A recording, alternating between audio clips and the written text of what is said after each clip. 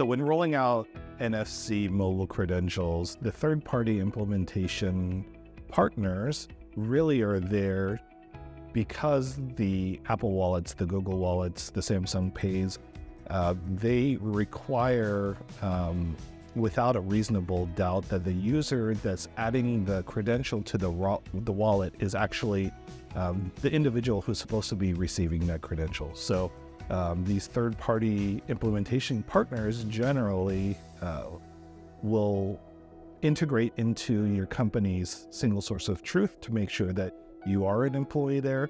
And second, also utilize your company's SSO or multi-factor authentication to verify that you're the correct person to receive that credential.